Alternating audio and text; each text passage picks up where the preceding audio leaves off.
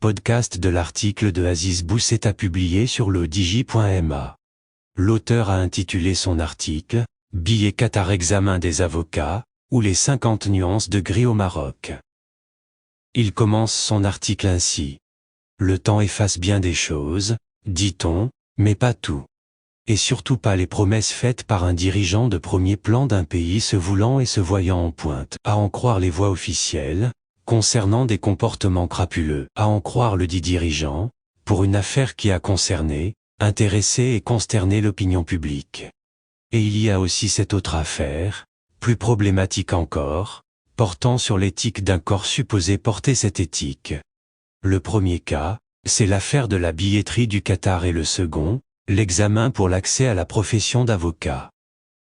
Commençons par le second, cette affaire d'examen des futurs avocats qui a fait couler beaucoup d'encre, de salive, de sueur froide et de chaudes larmes, cette affaire qui a fait monter le ministre de la Justice Abdelatif Wahbi au créneau, qui lui a fait dire tant de choses, puis leur contraire, cette affaire qui semble être oubliée, et qui ne doit surtout pas l'être.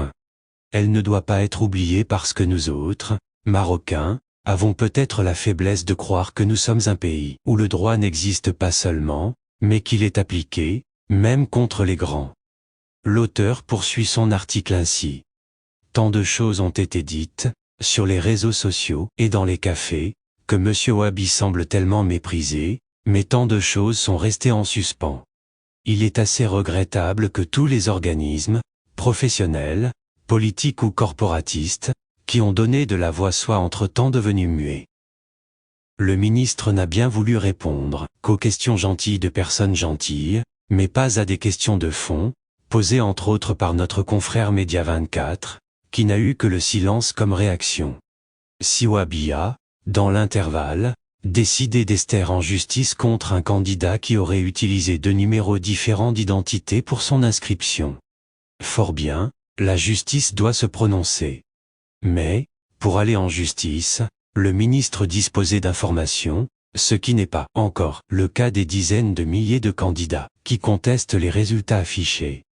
Pourquoi le ministère n'ouvre-t-il pas les listes au public, aux associations qui voudraient apporter la lumière, rien que la lumière, toute la lumière sur cette affaire? Pourquoi les noms des candidats admis ont-ils été publiés sur une liste, mais pas leurs notes? Tant de pourquoi face auxquels le ministre reste quoi? Renoncer à apporter tous les éclairages sur cette affaire maintient le Maroc dans la position de pays opaque, de laquelle ses citoyens voudraient tellement le voir sortir.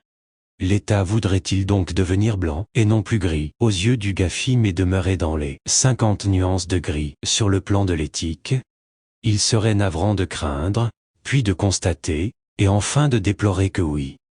L'auteur ajoute ainsi. L'autre affaire est, bien évidemment, celle des billets du Qatar. Fin décembre, le ministre du Budget mais surtout président de la Fédération royale marocaine de football, Fouzi Lekja, avait dit et redit, appuyé et martelé, le regard méchant, le sourcil froncé et le ton fort courroucé, qu'il disposait de rapports sur ce qui s'était produit dans cette affaire, dans laquelle des gens au comportement indigne et misérable avaient abîmé la fête de notre équipe nationale au Qatar. Monsieur Lekja, par ailleurs gardien du budget national et à ce titre homme digne de confiance, avait promis pour le 10 janvier toute la lumière sur ces turpitudes qui relèvent du crapuleux, avec sanction à la clé et possiblement des poursuites judiciaires. Cela fait aujourd'hui plus d'1 mois que le public, qui aimerait tant ne pas voir sa joie éteinte, attend, selon des propos rapportés par le journaliste Redouane Ramdani le 24 janvier, M. Lekja a assuré que l'enquête se poursuit, et comme il l'avait promis, ses résultats seront portés à la connaissance du public, ajoutant que le plus important est que le dossier ne soit pas fermé. M. Lekja est un homme qui mesure ses propos, et il est connu et apprécié pour cela. Pourquoi a-t-il alors affirmé, confirmé, asséné, qu'il disposait des rapports des autorités en charge de l'affaire? Ces autorités établiraient-elles donc avec légèreté des dossiers qui nécessitent plus d'1 mois, pour en confirmer les éléments?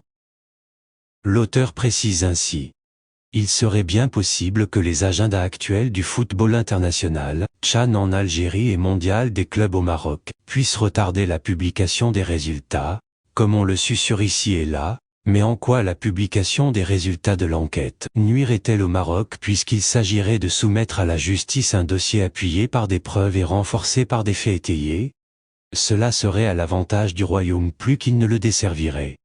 Et quand bien même il faudrait du temps pour affirmer les choses et affiner les accusations, pourquoi Fouzi Lekja n'en fait-il pas une annonce publique, au nom de ce qu'on appelle communément et sous d'autres cieux le respect dû à l'opinion publique?